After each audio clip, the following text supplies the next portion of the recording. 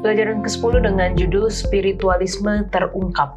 Bicara mengenai spiritualisme, ini antara percaya nggak percaya, tapi pasti ada paling tidak sekali pengalaman tentang spiritualisme. Apakah pernah dialami sendiri atau pernah dengar cerita? Dan ini benar-benar maksudnya kita nggak bisa mengatakan bahwa itu nggak benar gitu, karena benar-benar terjadi di depan mata, benar-benar ada orang-orang yang mengalami, benar-benar ada orang-orang yang kerasukan.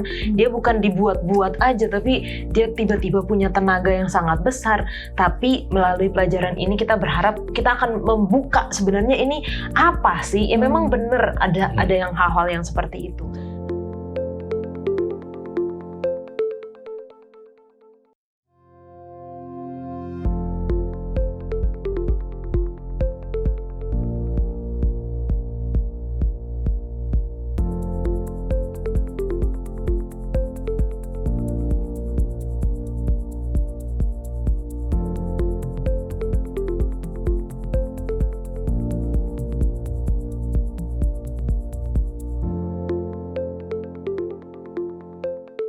Shalom, selamat datang di Diskusi Sekolah Sahabat, diskusi pembelajaran Alkitab yang mendalam untuk menguatkan iman kepercayaan kita kepada Tuhan. Senang sekali bisa menemani pemirsa sekalian di dalam berdiskusi pelajaran Sekolah Sahabat, dan di studio juga sudah hadir sahabat-sahabat yang akan berdiskusi bersama. Terima kasih telah hadir di dalam studio ini. Kita akan belajar bersama-sama, dan tentunya kami juga senang untuk menyapa teman-teman, sahabat-sahabat yang telah menuliskan di kolom komentar YouTube channel Diskusi Sekolah Sahabat. Untuk yang pertama, boleh minta Pendeta Heski untuk membacakan. Baik, saya membacakan komentar dari saudara atau bapak ya, Robin Simunapendi. Shalom, terima kasih untuk Diskusi Sekolah Sahabat. Sangat membantu dalam mempelajari Sekolah Sahabat. Terima kasih untuk semua kru yang bertugas. Terima kasih untuk semua narasumber. Tetap semangat mengerjakan pekerjaan Tuhan. Tuhan Yesus memberkati selalu. Amin.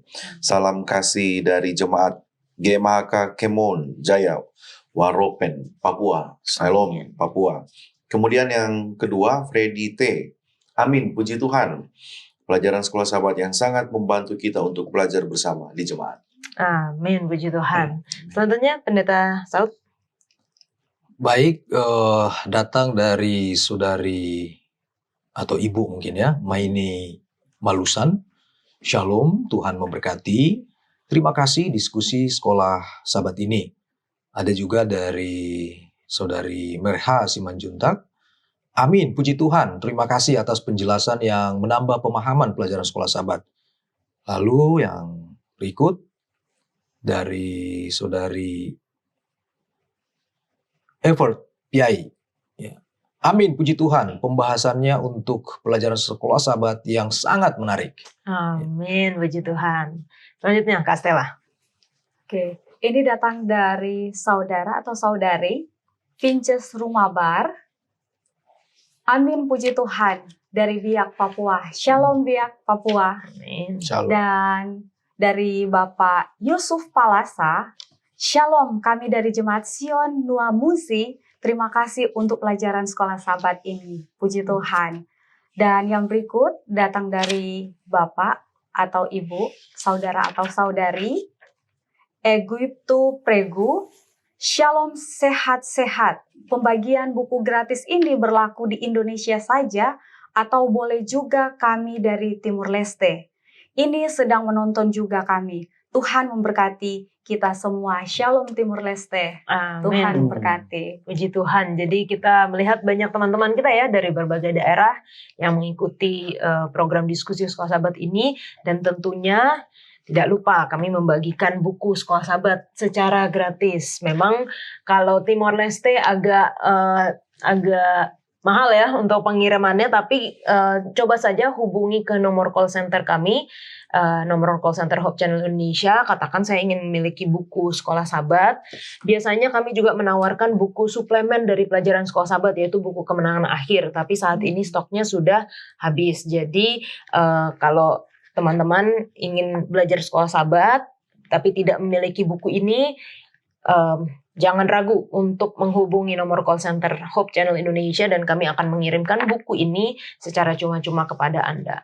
Dan pelajaran yang ke-10 adalah mengenai spiritualisme.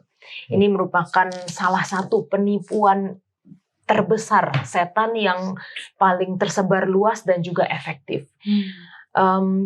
Penipuan ini berasal dari Taman Eden ketika setan mengatakan kepada Adam dan Hawa, sekali-kali kamu tidak akan mati. Bahwa ada kehidupan setelah kematian, bahwa ada roh yang melayang-layang, bahwa ada keabadian jiwa atau kebakaan jiwa, bahwa ada titik di mana kita bisa berkomunikasi bahkan dengan roh-roh orang-orang mati. Nah, apa yang Alkitab katakan tentang kematian dan mengapa dasar pengajaran ini sangat penting, terutama di zaman akhir sebelum kedatangan Yesus yang kedua kali.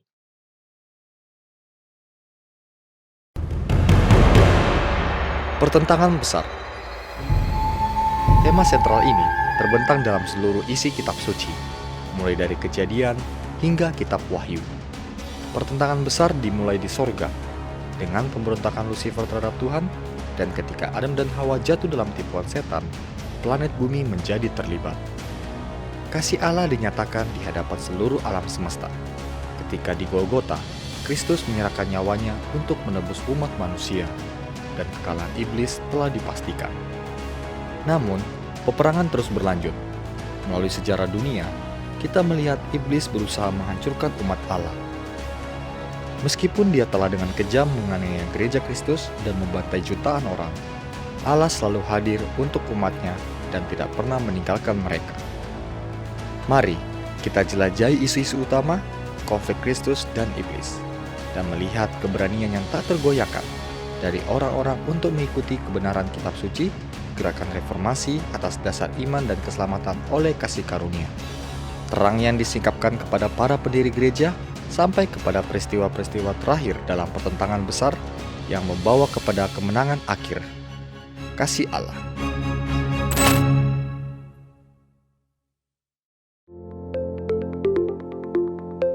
Pelajaran ke-10 dengan judul Spiritualisme Terungkap. Ayat hafalannya terdapat di dalam 1 Tesalonika 4 ayat 16 dan 17. Sebab pada waktu tanda diberi, yaitu pada waktu penghulu malaikat berseru dan sangkakala Allah berbunyi, maka Tuhan sendiri akan turun dari surga dan mereka yang mati dalam Kristus akan lebih dahulu bangkit. Sesudah itu kita yang hidup, yang masih tinggal, akan diangkat bersama-sama dengan mereka dalam awan menyongsong Tuhan di angkasa. Demikianlah kita akan selama-lamanya bersama-sama dengan Tuhan. Kita akan membuka diskusi kita dengan doa dibawakan oleh Kak Stella. Kita satu di dalam doa. Bapa kekal yang berada di dalam kerajaan surga, kami memuji Engkau karena Engkau begitu baik di dalam kehidupan kami. Ampuni kami orang-orang berdosa ini, dan biarlah Roh Kudus boleh dapat menaungi hati kami, mempersiapkan hati kami saat ini ketika kami mau mempelajari akan pelajaran sekolah Sabat. Terangi kami dengan firman-Mu agar hidup kami boleh diubahkan sesuai dengan kehendak-Mu. Di dalam nama Yesus kami berdoa dan mengucap syukur. Amin. Amin. Oke, terima kasih Kak. Bicara mengenai spiritualisme, ini antara percaya nggak percaya, tapi pasti ada paling tidak sekali pengalaman dari Kastela ataupun pendeta di sini tentang spiritualisme. Apakah pernah dialami sendiri atau pernah dengar cerita? Kalau dari pendeta Heski dulu deh. Ya, mungkin saya tidak pernah mengalami ya apa yang disebut penampakan. Mungkin juga salah satu permintaan dalam doa jangan sampai saya melihat yang seperti itu. Jadi kalau diminta ya dikasih sama Tuhan. Oke. Itu dasarnya penipuan sih ya, penipuan. Masih SD saya ingat kuburan ke kampung kan, kakek itu meninggal. Jadi sore setelah acara malam kami disuruh bawa bekal makanan. Ada beberapa barang-barang yang dia suka, yang bisa dikonsumsi, yang biasa dikonsumsi. Jadi sore malam kami bawa ke kuburan karena di kampung nggak terlalu jauh dari rumah orang tua.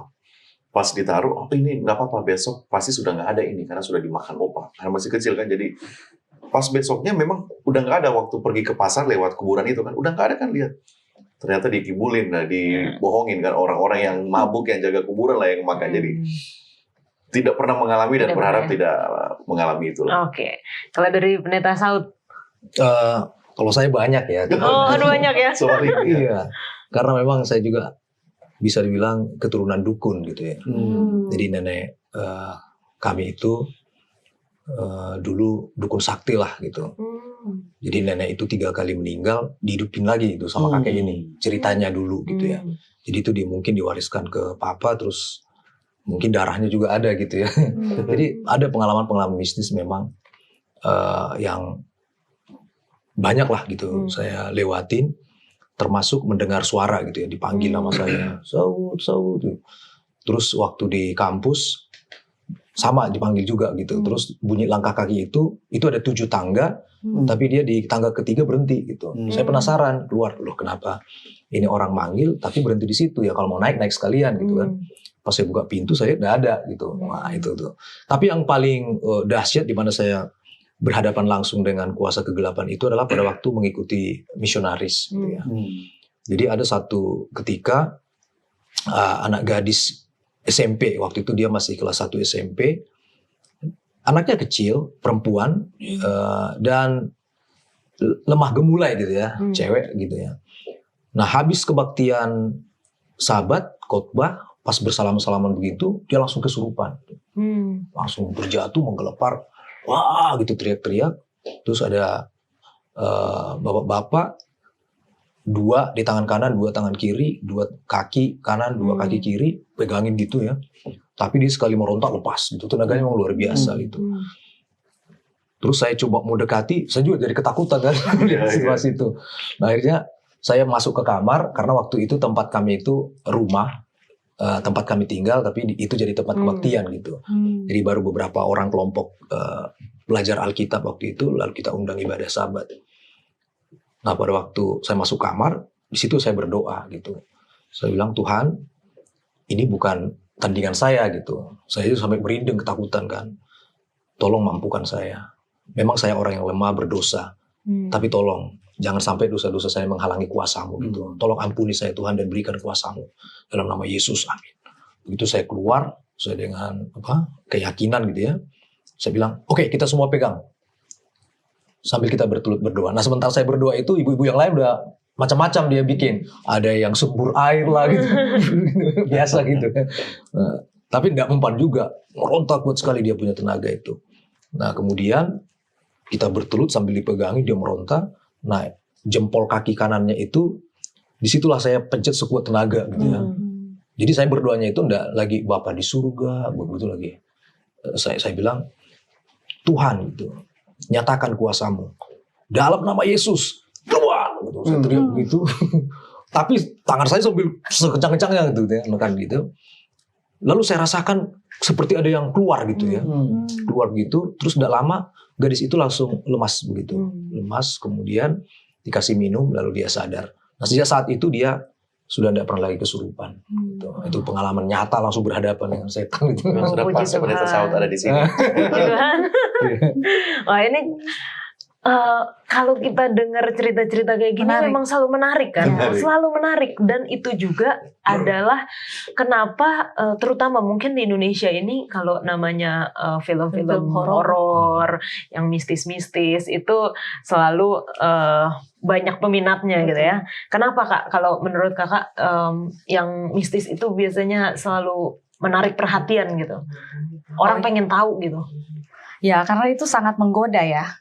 Itu sangat menggoda. Karena pengalaman saya dulu, saya tidak percaya hal itu sebenarnya waktu sekolah. Dari kecil kan, karena kita sudah diajarin dari kecil kan, bahwa orang mati, kalau sudah mati, ya sudah tidur. Ya.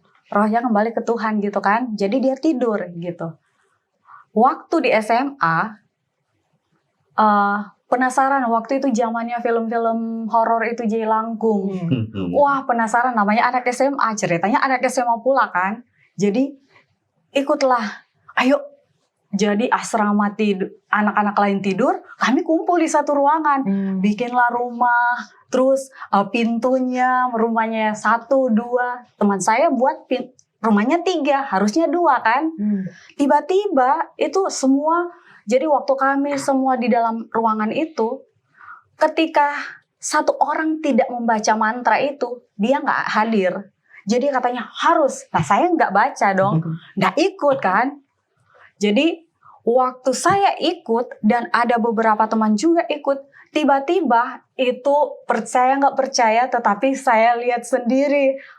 Tiba-tiba bolpen itu yang 2 teman kan pegang seperti ini, bolpen itu di tengah lagi seperti tiba-tiba dia itu berdiri sendiri dan dia itu jalan dan teman-teman itu ikut begitu. Kamu siapa? Terus ada ABC, terus dia sebutin namanya, kamu lahir tanggal berapa? Wah dari situ saya lihat, waduh, tapi bukan waktu lihat itu bukan semangat ya, langsung jadi ketakutan. Iya. Udah. Suruh pulang aja, suruh pulang. Lah ini kok rumahnya jadi 3 ya? Lah dia mau pulang yang mana? Harusnya cuma 2. Langsung bubar semua. Kembali ke kamar masing-masing. Jadi itu pengalaman yang pernah saya alami. Dan kenapa itu sangat dibilang menarik perhatian. Ya karena itu sangat menggoda. Iya kan? Iya. Menggoda dan seakan-akan seperti menjadi jawaban dari semua pertanyaan. Dan satu hal lagi, manusia itu kecenderungan hati rasa ingin tahu itu besar. Seperti manusia kita yang pertama. Kenapa jatuh ke dalam dosa? Kondisi karena rasa ingin tahu. Tuhan udah bilang, jangan deket-deket di pohon itu. Kamu akan mati. Tapi karena rasa ingin tahu, ya itu dicoba. Nah itulah kondisi yang terjadi, itu yang saya alami ya. Rasa ingin tahu itu besar. Akhirnya jadi ya istilah sekarang itu kepo, ya kan? Betul Kak. Kepo. Dan ini benar-benar maksudnya kita nggak bisa mengatakan bahwa itu nggak benar gitu, karena benar-benar terjadi di depan mata, benar-benar ada orang-orang yang mengalami, benar-benar ada orang-orang yang kerasukan. Dia bukan dibuat-buat aja, tapi dia tiba-tiba punya tenaga yang sangat besar. Tapi melalui pelajaran ini kita berharap kita akan membuka sebenarnya ini apa sih? Ya memang benar ada yang hal-hal yang seperti itu. Nah tadi Kak Stella sudah sempat katakan bahwa orang mati tidur, rohnya itu kembali ke Tuhan. Nah sebenarnya Pendeta Heski, rumusnya manusia atau makhluk hidup lah, tubuh kita tahu ada jiwa atau roh gitu. Nah kan yang orang-orang katakan ya roh itulah yang melayang-layang gitu, walaupun tubuhnya udah nggak ada lagi. Kalau dari Alkitab gimana? Ya, itu nanti Pendeta Saud juga akan tambahkan di dalam Kejadian pasal bagaimana. Jadi kalau bicara orang mati kan kita harus bicara dulu bagaimana orang itu disebut hidup. Namun menarik ya, yang dikata sebelum saya ke situ, menarik yang dikatakan si Stella tadi. Jadi itu kenapa orang membicarakan dan suka? Karena tertarik. Dan kalau kita ingat kan, kalau secara psikologi manusia kan itu ada 4 hal ya. Orang manusia itu memenuhi ataupun mau mencari tahu sesuatu itu karena ada 4 hal. Sesuatu yang bersifat common sense, masuk akal atau magis, kemudian yang bersifat scientific, dan yang terakhir itu yang religius, yang agama. Orang mau memenuhi kebutuhan mereka pakai faktor ini. Jadi kalau ujung-ujungnya mengharapkan doa, kalaupun nggak tembus lagi ilmu pengetahuan, pakai mistis. Jadi wajar ketika orang mencari jalan dengan cara seperti itu. Ditambah ada harapan-harapan manusia yang tidak terpenuhi. Mau cepat jadi kaya, lama jadi pimpinan di kantor, jadi dia pakai cara yang ya boneka lah supaya bosnya atau orang yang di atas dia selesai hidupnya bagaimana. Jadi itu terjadi. Dan kenapa menarik juga, coba lihat genre film. Di Indonesia lah ya, di Indonesia. Kalau nggak salah sampai bulan April kemarin ya, 4 bulan pertama itu, yang menghiasi film-film yang populer di Indonesia, horor yang bergenre horor. Ada yang menutup genre horor komedi, yang agak lain itu. Ya. Agak lain, pemandi jenazah, kereta berdarah. Wah itu genre dengan penonton yang bisa jutaan dalam waktu 2 hari misalnya. Nah, ingat itu sangat mengentertain ya. Ketika mendengar kesaksian Pendeta Saud itu mengentertain kita juga, dan teman-teman yang menyaksikan ini sangat entertain dengan tawaran-tawaran dunia tadi. Menarik mendengar cerita itu. Namun kita harus ingat, ketika seorang itu disebut makhluk hidup, ada formula kan. Kejadian pasal 2. Ketika Tuhan menjadikan manusia pertama, formulanya seperti apa? Kejadian pasal 1, 2 Tuhan ayat 7. bilang, 2 ya, ayat 7. Kejadian pasal 1 Tuhan bilang mau menciptakan manusia menurut gambar. Bagaimana dia menciptakan? Pada ayat 7. Ketika itulah Tuhan Allah, pasal 2 ayat 7, ketika itulah Tuhan Allah membentuk manusia itu dari debu tanah, menghembuskan nafas hidup ke dalam hidungnya, demikianlah manusia itu menjadi makhluk hidup. Jadi formula ini, debu tanah yang membentuk fisiknya, Tuhan menghembuskan nafas hidup yang datangnya daripada Tuhan, jadilah makhluk hidup. Kalau orang mati, nggak makhluk hidup, otomatis adanya kekurangan dari formula yang ini. Pengkhotbah pasal 12 ayat 7 katakan, jadi fisiknya itu, tanah kembali kepada debu menjadi tanah, kemudian nafas itu kembali kepada Tuhan yang mengaruniakan. Jadi tidak ada yang disebut mampir ke tempat lain, diproses dalam penyucian dan sebagainya. Jadi kembali ke Tuhan. Oke, Pendeta Saud ada yang boleh tambahkan? Iya, tadi sudah sangat jelas bahwa manusia itu hidup, debu tanah, ditambah napas hidup. Lalu ketika manusia mati, debu tanah itu kembali ke tanah, napas hidup itu kembali kepada Allah. Tapi apa ini Nafas itu. yang kerasukan ini gitu loh? Oh iya. Ya kan? Kan mereka katakan roh yang masuk gitu, roh orang mati. Nah, satu lagi pengalaman yang menarik. Jadi waktu Papa itu sudah meninggal gitu ya, bahkan itu di pangkuan saya, sekaratnya itu, menghembuskan napas terakhir. Saya baca ayat, doa gitu, dan dia penyerahan hidup kepada Tuhan lah. Dan saya pribadi yakin bahwa Papa itu beristirahat dalam Tuhan gitu, menanti kebangkitan nanti masuk surga gitu. Nah, tapi yang lucunya adalah sekitar 3 minggu setelah meninggal, kami sudah balik ke Jakarta, kembali ya ke Jakarta, karena waktu itu meninggal di kampung di Bakara gitu. Ada anggota keluarga kami yang kesurupan. Perempuan, tapi suaranya persis suara Bapak waktu hidup. Nah, ini yang memang betul-betul penipuan luar biasa ini. Nah, jadi bahkan yang lebih dahsyat lagi, dikasih tahu semua yang terjadi di masa lalu, termasuk hutang yang belum dibayar oleh seseorang gitu. Jadi dia suruh kamu harus lunasi itu ke ibu, ke istri. Gitu. Saya pikir-pikir baik juga setan itu. Mama waktu itu ya jadi terima uang gitu. Padahal udah lama gitu. Udah sekian lama itu udah pernah terpikirkan gitu. Nah, cuman yang membuat saya menggelitik adalah, dan yakin kalau itu setan bukan roh papa saya, adalah ketika kemudian dia minta kopi gitu. Di situ dia. Jadi sementara kesurupan itu dia minta kopi. Jadi dikasihlah kopi gitu. Nah, waktu cerita itu dikasih tahu, saya langsung ditelepon, ini ada kesurupan papa ini. Nah, akhirnya saya berdoa dari jarak jauh lah, saya di Jakarta, mereka di situ, saya bilang, oke, sambungkan teleponnya. Persis seperti yang saya buat waktu menghadapi SMP anak gadis itu, saya usir dalam nama Tuhan Yesus gitu ya. Nah, jadi mana mungkin gitu, masa setelah mati jadi murtad gitu kan? Dia Advent murni yang tidak merokok, tidak minum kopi, tapi setelah jadi arwah, maka sesuai dengan tadi penjelasan Pendeta Heski bahwa sebenarnya tidak ada itu yang gentayangan. Ya. Jadi siapa dong yang kesurupan itu? Setan. Ya. Jadi malaikat-malaikat yang jatuh inilah, karena mereka punya rekaman kan, mereka bisa meniru suara, meniru segala macam. Nah, itu mereka nyatakan sehingga orang yakin dan percaya bahwa itu adalah arwah papa saya yang meninggal. Tapi bagi saya sendiri tidak pernah percaya itu gitu. Nah, itu yang saya tambahkan. Dan Alkitab juga katakan bahwa setan itu bisa menyamar menjadi malaikat terang sekalipun gitu ya Pendeta. Jadi artinya ya kalau teknologi sekarang aja bisa meniru suara, bisa meniru gerakan, bisa mengubah wajah, apalagi setan yang sudah beribu-ribu tahun gitu bersama dengan malaikat-malaikatnya. Jadi sebenarnya nggak ada yang mustahil dan kita harus berani menyatakan bahwa memang kejadian itu ada, tetapi itu tidak ada sama sekali roh orang mati, tetapi adalah setan dan malaikat-malaikatnya.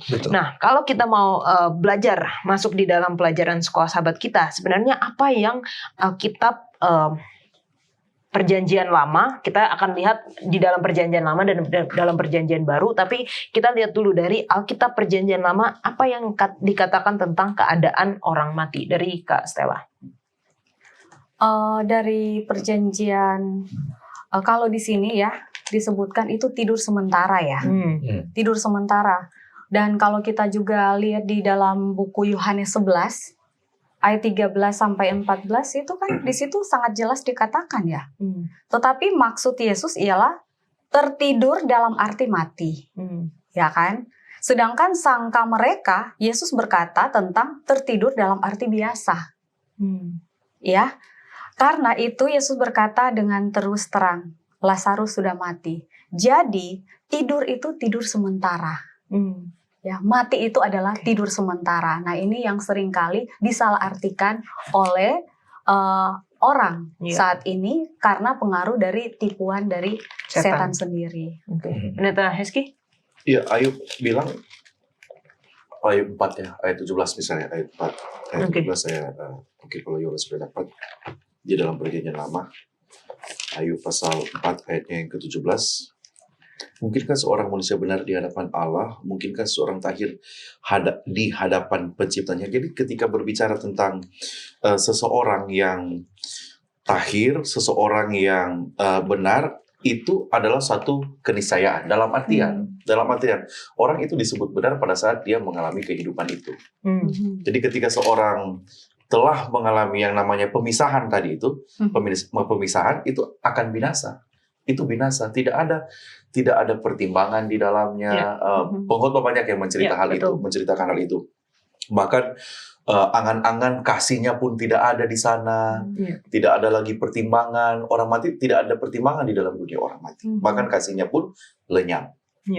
Itu mungkin sedikit tambahan mengenai perjanjian lama soal kematian. Tadi yang dibacakan oleh pendeta ada di dalam Pengkhotbah 9 ayat 5 dikatakan karena orang-orang yang hidup tahu bahwa mereka akan mati, tapi orang yang mati tidak tahu apa-apa. Tidak ada upah lagi, bahkan kenangan kepada mereka sudah lenyap. Di ayat 10 di bagian akhir dikatakan tidak ada pekerjaan, pertimbangan, pengetahuan dan hikmat dalam dunia orang mati. Kemana engkau akan pergi? Jadi jelas bahwa di dalam Alkitab Perjanjian Lama ini membahas juga mengenai keadaan orang mati itu nggak tahu apa-apa. Tadi Kastela sudah katakan juga bahwa itu adalah tidur sementara. Nah, kita akan lihat lebih dalam lagi, kita akan belajar lebih dalam lagi apa yang Alkitab katakan mengenai keadaan orang mati setelah yang satu ini.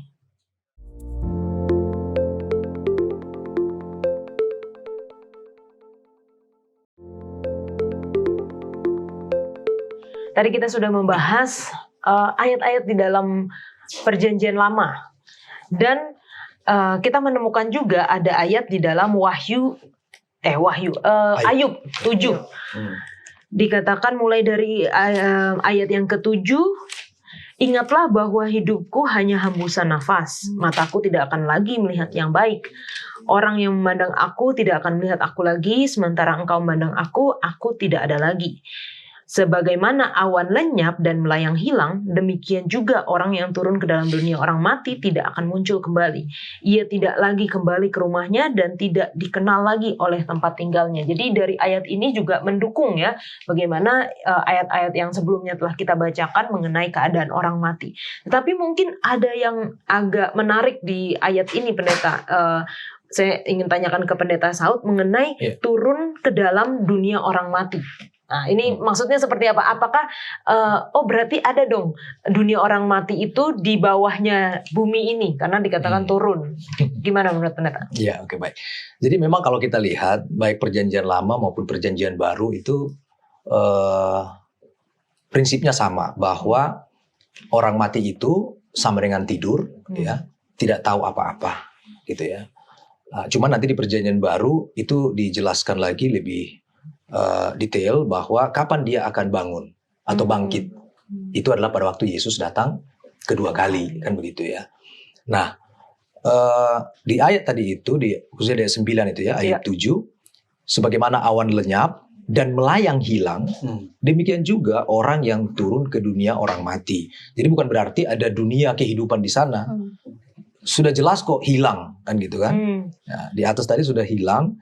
Nah, dunia orang mati itu maksudnya adalah kubur. Gitu. Jadi dunia, kan kalau orang mati kan dikubur ya, kembali ke tanah. Ya, memang pernah juga ada satu eksperimen ya, dibuat kamera gitu dan pendeteksi suara mau membuktikan apa benar ada kehidupan ya di dalam kubur, bahkan ada sinetron beranak dalam kubur gitu. Ya kan macam-macam orang Iya. gitu ya. Gitu. Tapi sebenarnya itu tidak pernah bisa membuktikan satu kebenaran bahwa ada kehidupan di situ. Tapi lagi-lagi kalau orang sudah percaya mistis, maka akan terjadi gitu sesuatu. Saya mau buka satu rahasia yang sangat mendasar tentang ilmu perdukunan di sini. Saya merinding ini. Ya. Jadi baik kuasa kegelapan maupun kuasa Allah itu sama prinsipnya gitu ya. Jadi ketika kita seperti dulu kita radio ya. Kita tinggal pilih aja gitu, mau siaran apa, mau lagu-lagu rohani atau jalangkung atau apa gitu. Nah itu nanti ada gelombang tersendiri kan. Jadi kalau kita udah tune di situ, kita putar itu, baru kita dapat siaran itu gitu. Jadi sama juga kalau kita memberikan pikiran kita kepada hal-hal yang mistis itu tadi, akan terjadi hal yang mistis gitu. Gitu. Nah kalau kita mau mengalami kuasa Tuhan, kita harus tune dalam firman-Nya. Dan itu tidak bisa bersamaan karena kita hanya satu di gelombang mana kita mau tune gitu. Nah kalau kita sudah gelombang firman Tuhan, maka hal-hal itu tidak akan masuk. Sesakti apapun dukun gitu ya. Ketika dia mau santet gitu ya, karena kakek saya itu 3 disiplin ilmu dia kuasai dulu. Ya. Ilmu santet artinya bisa bikin celaka orang gitu ya, hanya dengan tusuk boneka-boneka di sini, di sana jerit-jerit gitu ya. Nah terus ada ilmu menyembuhkan gitu, menyembuhkan. Jadi segala penyakit itu dia bisa sembuhkan gitu. Termasuk tadi saya katakan nenek saya itu 3 kali meninggal, walaupun meninggalnya itu kita nggak tahu lah seperti apa, tapi orang bilang itu sudah meninggal karena udah kaku, nggak bernapas gitu ya, tapi dia hidupkan lagi gitu. Nah, jadi kuasa itu memang ada gitu, karena dia tune di situ gitu ya, dan orang kalau percaya itu akan mengalami itu. Nah prinsip ilmu yang ketiga adalah kekebalan gitu, karena di zaman itu kan zaman perang ya, jadi papa saya itu sempat juga ditangkap tentara Jepang, direndam di Danau Toba itu 3 hari kalau nggak salah, dia cerita dulu itu gitu ya. Nah jadi ketika kita percaya hal-hal seperti itu, maka akan terjadi gitu. Nah sejak saya belajar itu tidak ada lagi suara yang memanggil-manggil saya, itu tidak pernah lagi kedengaran gitu. Karena saya sudah yakin bahwa itu tidak ada, bukan arwah, bukan, tapi itu adalah setan. Jadi saya sudah mempercayai firman Tuhan, maka otomatis mereka minggat gitu. Nggak ada lagi suara yang berani panggil saya. Kalau dulu itu mistisnya banyak sekali. Tidur saya bisa itu peti mati itu terbang ya. Terus saya disuruh masuk paksa di situ. Hanya dari lubang angin diseret saya masuk ke dalam kubur itu, lalu dibawa terbang itu. Sebegitunya pengalaman mistis saya dulu mulai dari kecil gitu ya. Tapi setelah belajar firman Tuhan dan saya sudah tune dengan firman Tuhan, itu semua hilang gitu. Itu hilang. Jadi yang dimaksud di situ dunia orang mati itu bukan berarti ada kehidupan di situ, tetapi itu kubur. Dan dia tidak akan muncul lagi sebelum Yesus membangkitkannya. Begitu. Amin. Wah, ini Luar biasa. memang nggak salah ya. Bukan kebetulan juga Bukan kebetulan. kenapa kita mengundang Pendeta Saud di dalam pelajaran ini, karena banyak sekali pengalamannya. Dan saya juga pernah dengar itu ada orang yang memang diturunkan ilmunya ya dari orang tua, dari neneknya lagi gitu. Dan biasanya ada jimat-jimat yang harus dibuang dulu sebelum itu bisa lepas. Tapi saya suka dengan apa yang Pendeta Saud katakan, bahwa kita harus tune di dalam firman Tuhan, karena kita nggak bisa memiliki 2 tuan gitu ya Pendeta ya. Oke. Nah kalau tadi kita udah bahas beberapa ayat dari Perjanjian Lama, kita masuk di Perjanjian Baru. Tadi Kastela sudah sempat sebutkan yang di Yohanes 11. Pendeta Hezki, di dalam Perjanjian Baru, Pendeta? Ada beberapa cerita di sana ya, tapi yang saya senang ya Pendeta Saud adalah dengan kita harus satu frekuensi dengan Tuhan untuk bisa menggagalkan semua kuasa kegelapan itu. Betul. Satu frekuensi tadi ya, ilustrasi yang dipakai di dalam Perjanjian Baru. Salah satu contoh yang terbaik bahwa tidak akan ada kehidupan setelah kematian itu satu, kematian Lazarus juga itu dan Yesus mengatakan di sana, ini orang dia kalau hanya tidur dia tidak mati. Sebelum melihat ayat-ayat yang lain, kegagalan kita memahami doktrin tentang kematian itu akan membuka kesempatan kita disesatkan oleh ajaran setan tentang spiritualisme. Jadi kita harus mengerti benar ajaran tentang kematian ini. Prinsip yang lain yang bisa kita lihat sebagaimana ada di dalam ayat tema kita sepanjang minggu ini. Iya. Nanti mungkin yang lain bisa pergi ke 1 Korintus 15 dan yang lain. 1 Tesalonika pasal 4 ayatnya yang ke-16 dan 17. Sebab pada waktu tanda diberi, yaitu pada waktu penghulu malaikat berseru, dan sangkakala Allah berbunyi, maka Tuhan sendiri akan turun dari sorga.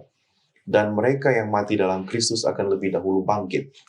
Sesudah itu kita yang hidup, yang masih tinggal, akan diangkat bersama-sama dengan mereka dalam awan menyongsong Tuhan di angkasa. Demikianlah kita akan selama-lamanya bersama Tuhan. Ya. Jadi ada proses kebangkitan. Apa artinya proses kebangkitan? Orang yang ada di dalam kubur tetap akan di sana sampai peristiwa ini terjadi. Betul. Jadi kalau ada kita mempercayai Alkitab itu yang mengatakan akan ada kebangkitan, berarti orang-orang yang mati tetap akan ada di kubur sampai peristiwa ini terjadi. Tidak akan ada yang disebut dengan kebangkitan terlebih dahulu. Mungkin ada peristiwa yang lain yang disebut dengan special resurrection. Ya, ada waktu Yesus mati itu ada dalam Injil. Tapi itu bukan berarti mereka tidak mendapatkan kebakaan. Setelah itu tidak akan ada intensi lagi. Mereka intensi untuk bisa mati. Orang kebangkitan pada waktu itu.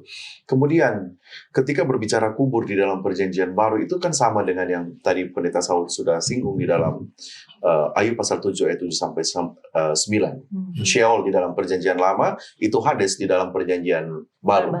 Di mana di sana itu tidak ada pertimbangan sama sekali. Jadi hanya permainan kata. Dunia orang mati itu bukan orang mati ada dunianya sendiri, enggak. Sama seperti ini kita gambarkan. Yola sangat mencintai dunia komunikasi. Apakah komunikasi ada dunianya sendiri? Enggak. Keadaan, situasi. Pendeta Saud dulu suka dengan dunia mistis ya tadi kan, dunia mistis. Tapi sekarang dunia Alkitab. Ibu Pendeta Stella suka dengan dunia memasak vegetarian. Itu bukan berarti ada kehidupan di sana. Jadi ketika bilang dunia orang mati, satu suasana, satu keadaan. Jadi bukan Pendeta yang suka dengan dunia bola misalnya. Bola itu ada dunianya sendiri. Itu gambaran dunia orang mati, keadaan. Bukan ada kehidupan di sana, bukan ada satu peristiwa yang terus bergerak di dalam, sama seperti orang di dunia. Mungkin itu bisa ditambahkan dalam cerita yang lain dalam perjanjian baru. Oke, tadi Pendeta sempat sebut juga ya 1 Korintus 15. Mungkin bisa Pendeta Saud menjelaskan di 1 Korintus 15. 1 Korintus 15 ayat 16 sampai 18 itu ya. Sebab jika benar orang mati tidak dibangkitkan, maka Kristus juga tidak dibangkitkan. Dan jika Kristus tidak dibangkitkan, maka sia-sialah kepercayaan kamu, dan kamu masih hidup dalam dosamu. Demikianlah binasa juga orang yang mati dalam Kristus. Nah, jadi maka doktrin kebangkitan ini menjadi dasar iman kita sebenarnya. Oke lah, Yesus adalah sebagai Tuhan, menjelma menjadi manusia, menggantikan kita mati menjadi juru selamat. Tapi setelah mati, berhenti dikubur. Nah, selamatnya di mana? Kapan dibawa ke surganya gitu? Kalau berhenti. Nah, setelah nanti pada hari ketiga dia bangkit mengalahkan maut, ya, kemudian nanti 40 hari kemudian dia naik ke surga, kan begitu kan cerita Alkitab. Nah, itulah yang menjadi dasar iman orang Kristen mula-mula sehingga berani bersaksi gitu ya. Bahkan mati sekalipun mereka tidak takut menyatakan kebenaran. Karena mereka yakin sebagaimana Yesus mati, bangkit dan naik ke surga, ya orang yang percaya juga tidak apa-apa mati. Karena itu hanya tidur kan. Istirahat, ada masalah tidur gitu. Jadi bagi kita melihat kematian itu hanyalah istirahat gitu. Tidak ada bedanya dengan kita tidur tiap malam lalu besok pagi bangun gitu. Maka orang Kristen setiap bangun pagi, kenapa harus Tuhan yang selalu dicari dan disembah? Karena itu sebenarnya simbol dari kebangkitan kita gitu. Kan banyak orang tidur tidak bangun-bangun gitu. Tapi kalau kita bisa bangun pagi, wah itu adalah berkat Tuhan gitu.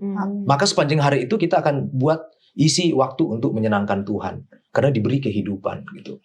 Nah itulah sebenarnya cara orang Kristen menjalani kehidupan, melihat tentang kematian itu. Jadi bukan sesuatu yang menakutkan, karena itu hanyalah tidur dan kemudian akan ada waktunya bangun. Ya, pada waktu Yesus datang kedua kali. Jadi iman kita harus berpusat kepada kebangkitan, kenaikan dan kedatangan Yesus yang kedua kali begitu. Amin, amin. Saya jadi kebayang yang pendeta katakan kalau misalnya ada orang yang tiap bangun pagi misalnya carinya handphone gitu ya. Nanti misalnya dia tidur lalu nggak bangun-bangun lagi, ketika Yesus datang yang dia cari handphone dulu gitu ya. Udah pasti Oke. tuh. Iya, kebiasaan. Oke, nah Kak Stella pasti punya pengalaman kedukaan, dan di saat kedukaan itu ada yang ini niatnya baik nih, mau menghibur kan, memberikan kekuatan dengan mengatakan dia udah senang, udah bersama dengan Tuhan di surga. Itu walaupun itu menghibur, tapi itu kurang tepat ya. Dan kita sudah belajar di sini bahwa nanti dia akan ada di dalam surga ketika Yesus datang. Yes. Nah, kira-kira gimana untuk menyampaikan kebenaran yang Alkitab ajarkan kepada kita, kepada mungkin orang-orang yang sedang berduka dan mereka sebenarnya terhibur dengan kata-kata itu? Oke, kalau saya secara pribadi sih belum pernah mengalami ada yang menyampaikan itu ya, langsung sudah kembali pulang ke rumah Bapak. Iya. Ke pangkuan Bapak di surga. Ke pangkuan Bapak di surga juga Atau di kan? sebelah kanan Bapak. Betul, di sebelah kanan Bapak. Dan pengalaman saya ketika mengalami duka atau ada orang-orang terdekat atau teman atau siapapun itu yang mengalami duka cita, biasanya yang disampaikan adalah menanti pagi yang cerah. Gitu. Menanti pagi yang cerah, Maranatha, Tuhan datang. Jadi ada satu pengharapan yang diberikan kekuatan kepada mereka, dan orang mati kan itu tidak langsung ke surga ya, melainkan menanti kedatangan Tuhan Yesus yang kedua kali, dan kemudian itu dibangkitkan. Jadi biasanya datang dan percaya. Ketika kita memiliki pengharapan kepada Kristus, maka kita memiliki pengharapan untuk kita boleh bertemu dengan orang-orang terkasih ketika Yesus datang kedua kali. Mungkin itu yang biasa saya sampaikan, dan itu sesuai dengan Wahyu 1 ayat 7. Ya kan? Baik. Demikian. Terima kasih. Nah, ini sebelum kita tanya kepada pendeta-pendeta ketika berada di dalam kedukaan, biasanya kan pendeta yang akan langsung turun tangan ya. Tapi saya yakin pendeta nggak akan mengatakan seperti itu. Tapi mungkin ada anggota-anggota jemaat yang punya pemikiran seperti itu ya, pendeta. Gimana caranya untuk memberitahukan kepada mereka? Kan sedih juga kalau kita langsung bilang di saat itu juga, belum ada di surga dia gitu. Padahal mereka harapannya udah di surga gitu, udah senang, udah nggak ada sakit lagi, udah nggak ada ini lagi. Oke. Untuk menunggu jawaban dari pendeta-pendeta, kita akan ikuti yang satu ini dulu.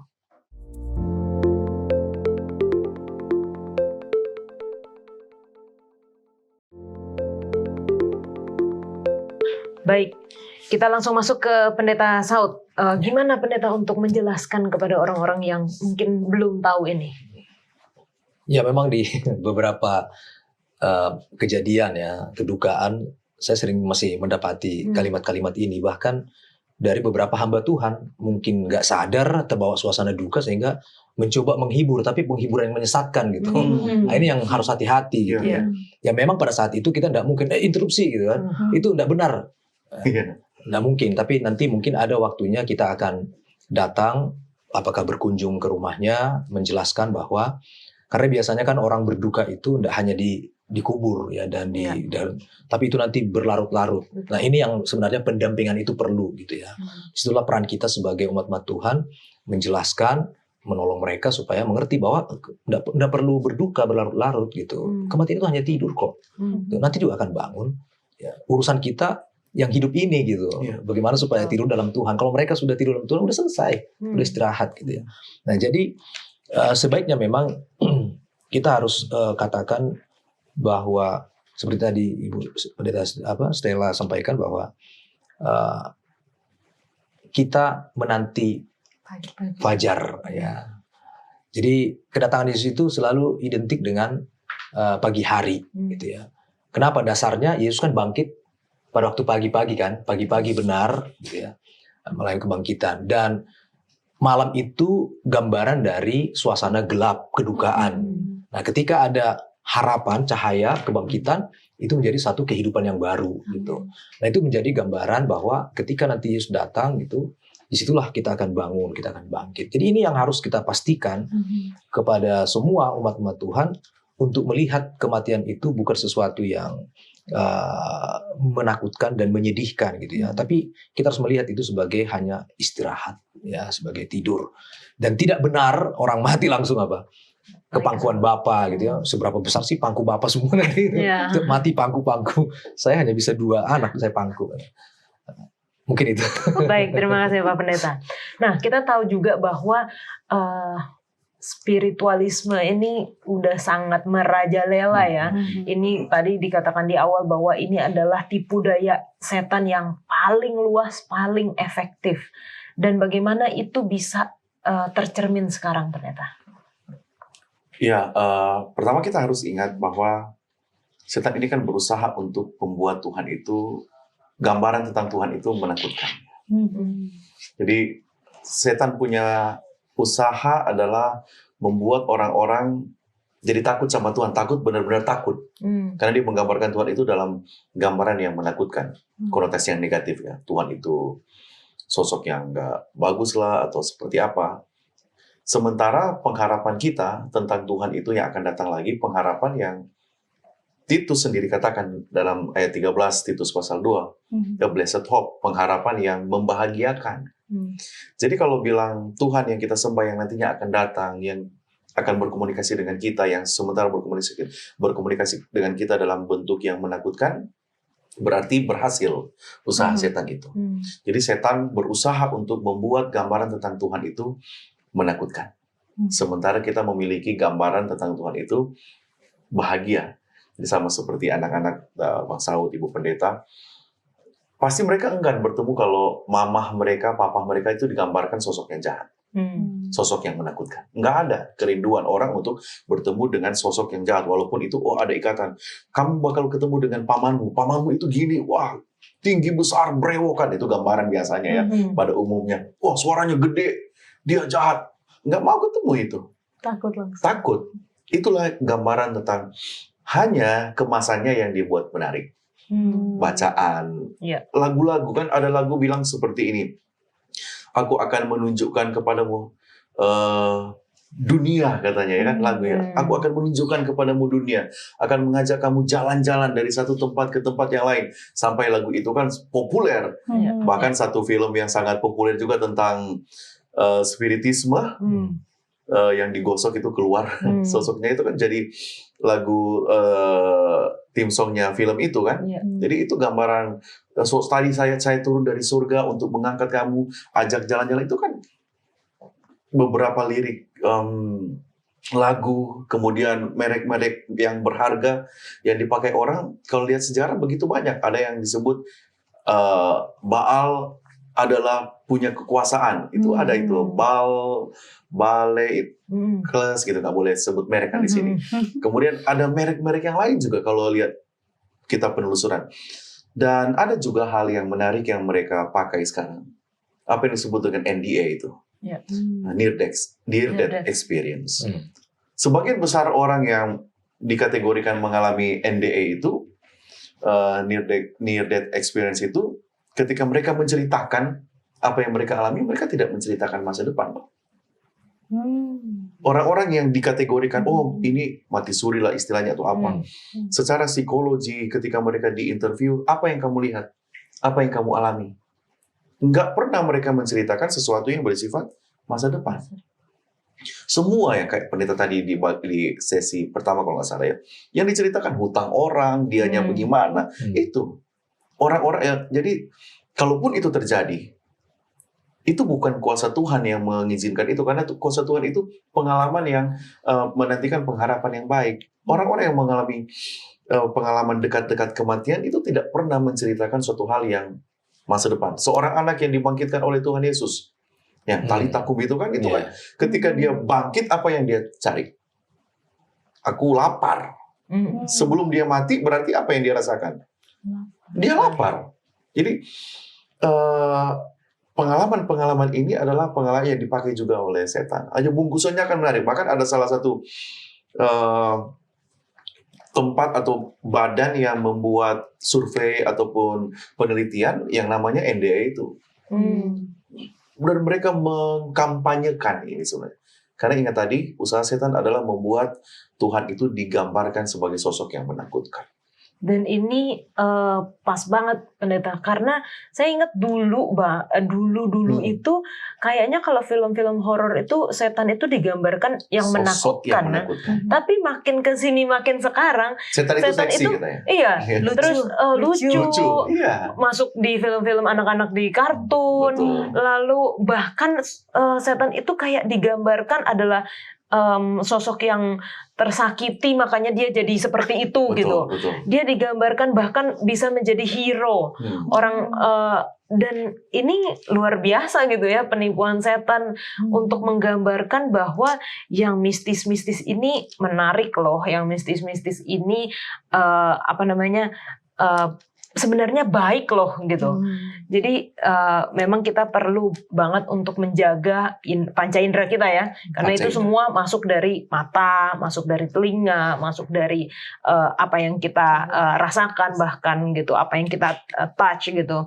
Nah, kan kita sudah membahas mengenai near death experience, dan ini juga kita melihat bahwa banyak di zaman sekarang hal-hal yang seperti near death experience, mereka yang melihat, contohnya melihat surga, atau bahkan orang-orang yang bisa melakukan mujizat-mujizat di zaman sekarang. Ini menjadi pertanyaan bagi kita, apakah mujizat ini mujizat yang benar atau yang salah gitu? Karena kalau kita lihat pada zaman Tuhan Yesus, kan Tuhan Yesus juga bikin mujizat. Masa sekarang nggak bisa juga Tuhan bikin mujizat? Masa semua mujizat zaman sekarang itu adalah yang dari setan gitu? Kalau dari Kak Stella gimana?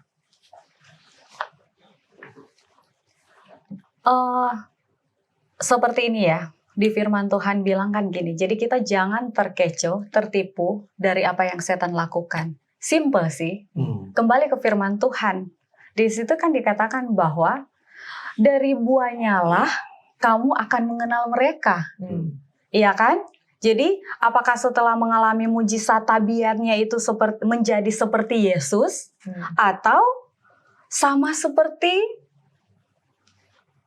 iblis? Nah, dari itu kita bisa melihat caranya, ketika kita seperti yang Pendeta Saud katakan tadi, kita harus punya koneksi dengan Tuhan. Kalau kita sefrekuensi dengan firman Tuhan, dengan Tuhan, maka kita akan lebih bijaksana dan lebih peka untuk mengenali apakah ini datang dari Tuhan atau bukan. Dari buah-buahnya lah kita akan mengenal mereka. Oke. Pendeta Saud? Iya, penipuan setan itu kan sifatnya kalau bisa enak gitu ya. Walaupun di dalamnya itu sebenarnya racun semua, tapi dibungkus itu dengan menarik gitu ya, supaya kita terjebak di situ. Namanya penipuan gitu kan. Jadi yang tipuan itu kan sebenarnya sesuatu yang tidak sebenarnya gitu, tapi kelihatan baik tapi tidak baik gitu. Nah, demikian juga dengan mukjizat, karena setan tahu manusia itu sifatnya instan gitu, pengen cepat gitu ya. Nah, instan itu mukjizat itu kan sebenarnya mempercepat ya. Itulah yang namanya mistis atau goib gitu ya, yang memotong jalan gitu, langsung cepat ada gitu. Tapi hati-hati ya, setan untuk membuktikan kebenaran dia minta mukjizat. Dia bilang kepada Yesus, kalau benar engkau anak Allah. Nah, jadi kebenaran yang dia minta. Jadi salah satu penipuan setan akhir zaman adalah membuktikan satu kebenaran adalah dengan melakukan mukjizat. Gitu. Itu yang harus kita hati-hati. Gitu. Saya pernah ditanya, kalau memang kamu pendeta yang benar, coba lakukan mukjizat. Saya pernah ditantang seperti itu. Gitu. Lalu saya jawab, ya inilah cobaan, Yesus sudah alami cobaan itu. Saya bilang. Jadi saya katakan, untuk membuktikan kebenaran firman Tuhan, tadi disinggung juga dari buahnya gitu ya. Nah, jadi setan bilang, ubahlah batu menjadi roti, mukjizat kan, untuk membuktikan kebenaran. Jadi di akhir zaman juga setan akan buat mukjizat sebagai penipuan yang sangat berhasil. Ya. Ada banyak nanti mukjizat, bahkan dikatakan dia turunkan api dari langit, ya. Kemudian dia banyak, ya bahkan meniru, hati-hati loh. Jadi nanti kita kan sudah di set pikiran kita gambar-gambar Tuhan Yesus ini. Nah, ya. Nah, itu sudah kita set, di semua orang Kristen settingannya adalah gambar yang benar itulah Tuhan Yesus. Ya. Tapi siapa yang tahu kalau seperti itu sebenarnya, gitu kan? Iya. Nah, karena itu sudah disetting seperti itu pikiran kita Tuhan Yesus, nanti dia akan menampakkan diri di berbagai tempat persis seperti itu. Dan dia katakan, ya saya Tuhan Yesus. Mukjizat, penipuan itu, dan orang akan mengikuti dia. Lagi-lagi untuk membuktikan atau membedakan mana mukjizat yang benar dan yang palsu adalah itu tadi, kehidupannya setelah itu apa? Itu apakah Perubahan. dengan pertunjukan itu dia bawa kepada keselamatan, Ya. kehidupan yang lebih baik, atau justru melanggar perintah Tuhan, firman Tuhan. Nah, itu saja nanti yang membedakan gitu. Jadi poin saya adalah hati-hati dengan mukjizat. Untuk membuktikan kebenaran bukan mukjizat tetapi adakah tertulis Ada tertulis. firman Amin. Tuhan. Amin. Oke, ini memang kalau ngebahas tentang yang mistis-mistis Menarik. kayaknya kurang nih waktunya pendeta nih. Harus dua sesi nih, dua pelajaran. Tapi mungkin ada satu pelajaran yang penting sekali yang orang Kristen nggak boleh lewatkan. Kenapa kondisi orang mati ini, kebenaran tentang kondisi orang mati ini tidak boleh salah kita mengerti gitu.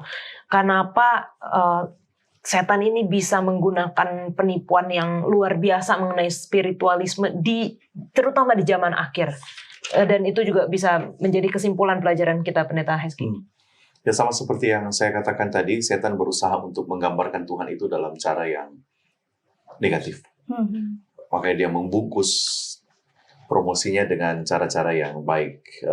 Dia bahkan menyaruh seperti seorang yang tampil di hadapan ribuan banyak orang melakukan hal-hal yang tanda-tanda heran tadi. Kita harus ingat ada kuasa yang akan datang, binatang yang keluar dari dalam bumi di dalam Wahyu pasal 13, tadi pendeta sudah singgung, ayat 13, bahkan menurunkan api dari langit pun dapat dia lakukan. Bahkan di dalam perjanjian lama, kuasa yang melawan Tuhan itu pun sudah melakukan itu. Di Mesir ketika orang Israel harus keluar dari Mesir, 9 tanda yang luar biasa yang dilakukan oleh Harun, Musa dalam hal ini, itulah mereka yang lakukan. Jadi mereka dapat meniru semua hal-hal yang dilakukan oleh Tuhan. Mengatakan firman Tuhan ada tertulis. Jadi tidak hanya cukup bagi kita untuk berdasarkan kehidupan kita kepada sesuatu yang saya sudah baca Alkitab. Bukan hanya itu. Tetapi memastikan bahwa yang saya baca itu adalah kebenaran, itu akan membentengi kita dari penipuan Tuhan, penipuan setan yang lain. Dan Tuhan akan membentengi kita. Kita boleh membaca Alkitab, tetapi kalau tidak dituntut di dalam kebenaran, kebenaran ini akan diputarbalikkan oleh setan. Karena dia tidak akan pakai yang lain. Pendeta saya senang, Pendeta Saud tadi katakan, kita harus tune in dengan firman Tuhan. Kita harus satu frekuensi dengan Tuhan. Mungkin itu dari pendeta. Kesimpulan pendeta. Ya, baik. Jadi keadaan orang mati lagi-lagi ya, itu hanya tidur. Itu harus kita pastikan dulu itu. Ya. Tidak ada kehidupan setelah itu. Ya. Lalu apa itu yang beredar itu? Itu setan yang menipu. Gitu. Ya. Karena memang dia penipu. Ya. Dan dia akan bungkus penipuan itu dengan hal yang menarik kita. Nah, dan ketika kita sudah tune di situ, dia akan semakin isi itu yang lebih-lebih menarik lagi. Nah, maka kita harus pindah ke demikianlah firman Tuhan. Nah, menarik tadi pendeta yang katakan tidak cukup dibaca, tetapi harus dimengerti gitu. Karena begini, namanya palsu itu kan sangat mirip dengan aslinya. Betul. Gitu. Jadi untuk tahu itu palsu hanya satu caranya, ketahui yang benar. Gitu kan, contoh uang palsu gitu. Kita rabat, terawang, terus apa satu lagi? Dilihat ya, dilihat, dirabat, diterawang. Nah, itu kita tahu ini asli. Begitu sudah tidak sesuai dengan itu, di luar itu sudah pasti palsu, begitu aja. Nah, itu cara mudahnya. Jadi untuk mengetahui penipuan setan, kita harus mengerti dan mengetahui kebenaran firman Tuhan. Mari kita lebih banyak menggunakan waktu kita untuk belajar firman Tuhan dengan tuntunan Roh Kudus, ya, dengan diskusi-diskusi seperti ini, ya, kita saling berbagi pengetahuan. Ini akan membentengi kita dari tipuan setan yang semakin banyak ya di akhir zaman ini nanti. Baik, terima kasih Pendeta Saud, Pendeta Hezki, dan juga Kak Stella sudah berdiskusi bersama. Saya yakin masih banyak pertanyaan dari teman-teman yang menyaksikan program Sekolah Sabat pada pelajaran pekan ini. Silahkan tinggalkan di kolom komentar YouTube channel Diskusi Sekolah Sabat, dan kita akan membahasnya di dalam sesi tanya-jawab berikut ini.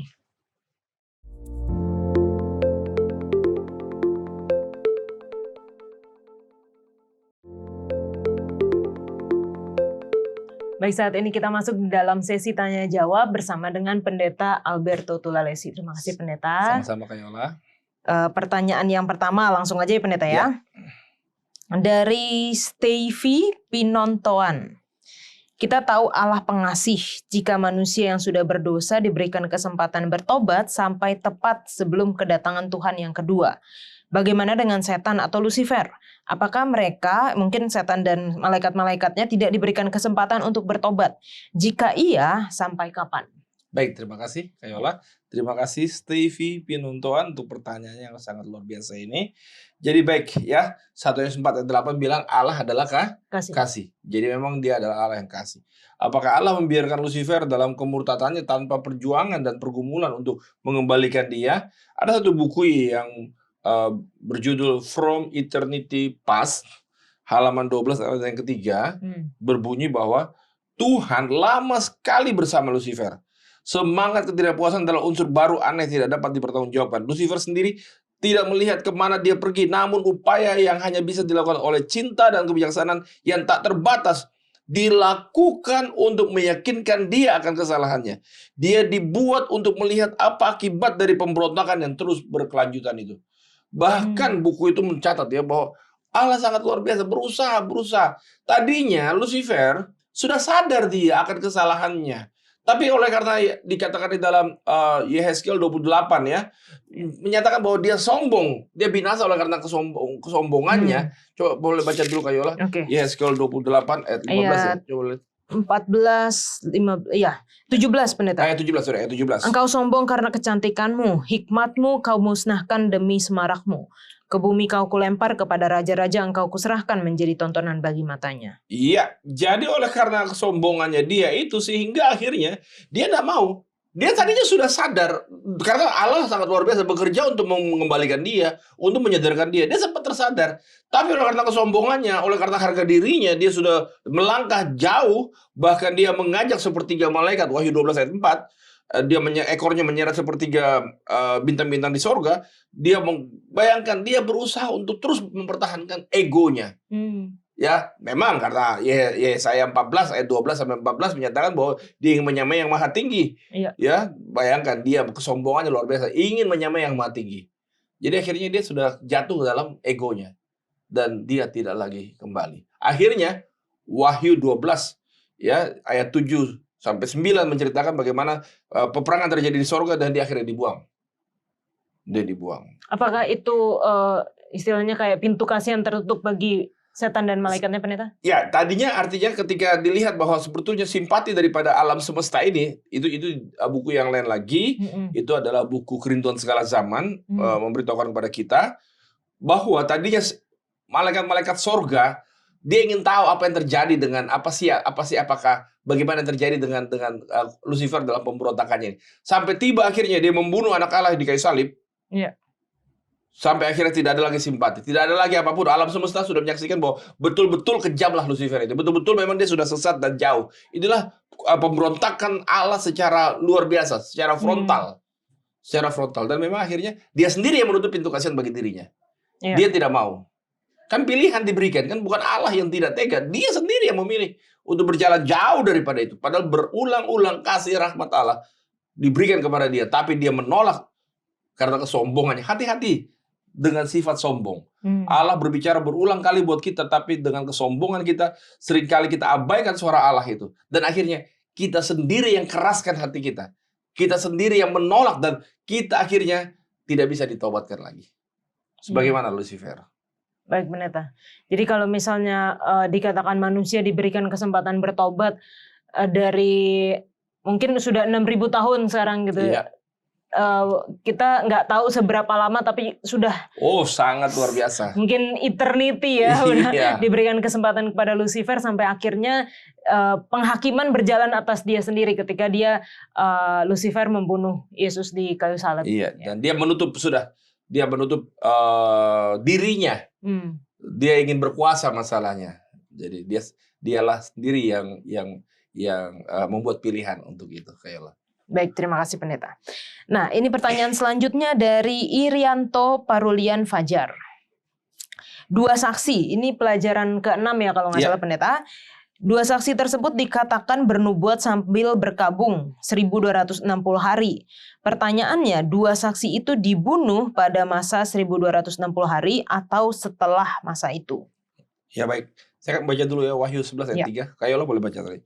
Oke, kita baca Wahyu 11 ayat yang ketiga. Dikatakan, dan aku akan memberi tugas kepada 2 saksiku supaya mereka bernubuat sambil berkabung 1260 hari lamanya. Baik, terima kasih Kayola.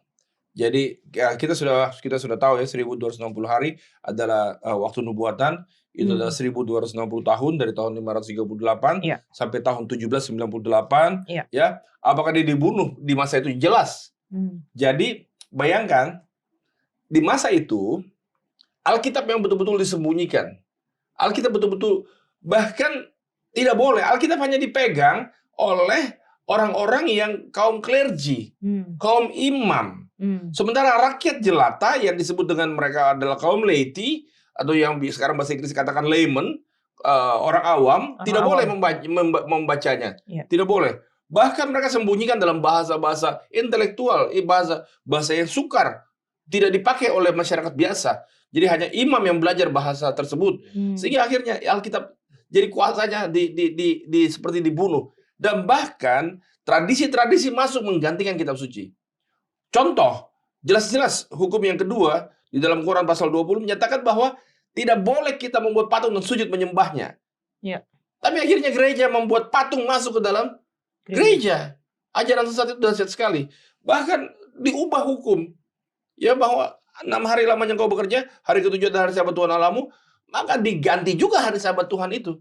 Jadi jelas-jelas ini kuasa yang luar biasa. Jadi sepertinya Alkitab yang betul-betul ingin dibunuh. Bahkan para reformator yang berusaha untuk menerjemahkan bahasa kitab suci ke dalam bahasa sehari-hari mereka, bahasa ibu mereka. Contoh, Jerome, William Tyndale berusaha untuk menerjemahkan dalam bahasa Inggris. Ya dibunuh. Nggak bisa. Jadi bayangkan, betul-betul memang luar biasa. Dan terakhir adalah ketika menjelang masa berakhirnya 1260 tahun, itu adalah revolusi Prancis ya. Ya. Revolusi Prancis betul-betul memang luar biasa. Di masa revolusi Prancis itu dinyatakan bahwa mereka tidak percaya lagi yang namanya kitab suci. Mereka hanya percaya kepada akal pikiran saja. Mereka percaya kepada akal. Mereka nggak ada Tuhan di sana. Maka ateisme sangat bertumbuh subur pada saat itu. Dan terutama saudara, untuk kita semua ketahui bahwa kalau Wahyu 11 ayat 9, coba kalau Yola baca ayat 9. Oke. Wahyu 11 ayat 9. Wahyu 11 ayat 9. Dan orang-orang dari segala bangsa dan suku dan bahasa dan kaum melihat mayat mereka 3,5 hari lamanya, dan orang-orang itu tidak memperbolehkan mayat mereka dikuburkan. Iya, 3,5 hari ya, yaitu 3,5 tahun. Itu ateisme, artinya ketidakpercayaan terhadap Tuhan betul-betul mencapai puncaknya ya di dalam revolusi Prancis. Periode ini berlangsung dari tanggal 26 November 1793 ketika sebuah dekret dikeluarkan di Paris menghapus agama.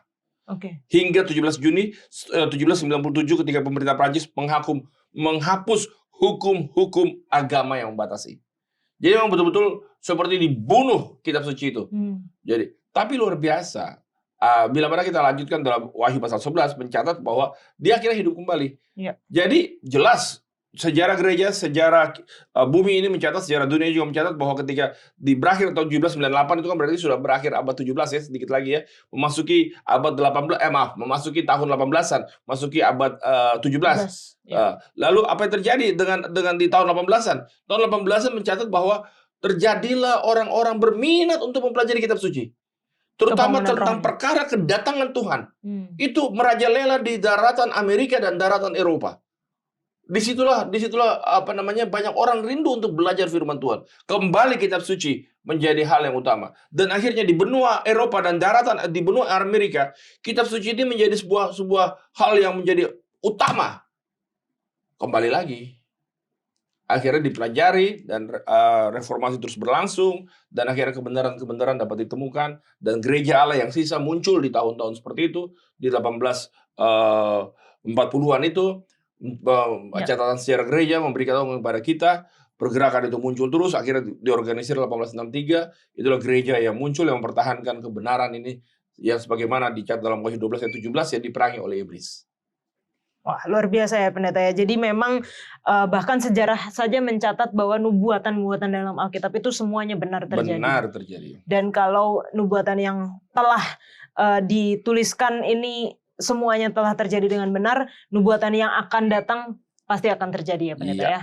Baik, terima kasih untuk teman-teman yang telah menuliskan pertanyaan. Semoga ini dapat menjawab dari pertanyaan teman-teman semua. Dan kalau masih ada pertanyaan, mungkin kebingungan, boleh silahkan tuliskan di kolom komentar YouTube channel Diskusi Sekolah Sahabat pertanyaan-pertanyaan kalian. Tapi kalau kalian ingin pertanyaan yang lebih mendalam, boleh juga kunjungi YouTube channel kita Tajam Tanya Jawab Alkitab Malam. Bisa bertanya juga di situ sehingga itu akan dijawab dengan lebih dalam lagi untuk di Tajam. Baik, saat ini kita akan kembali ke studio.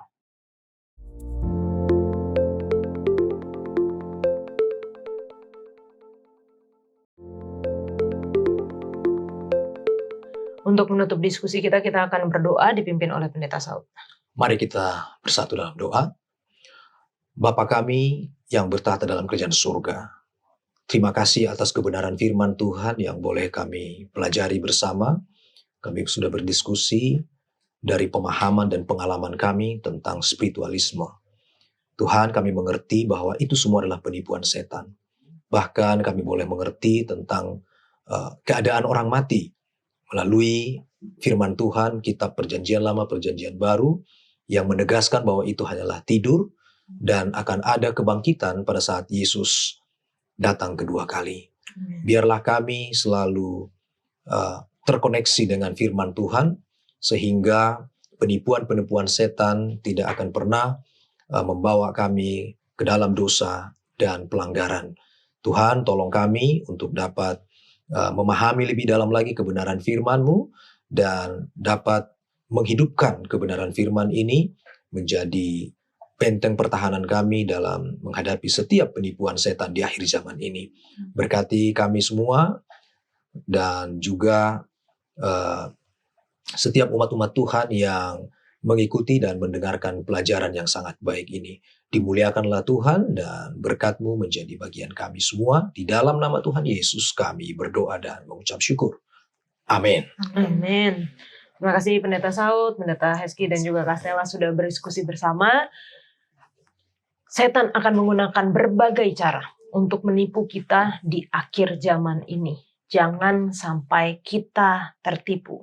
Dan bagaimana supaya kita tidak tertipu adalah kita mengetahui yang aslinya, yang kebenarannya. Kebenaran apa? Firman Tuhan.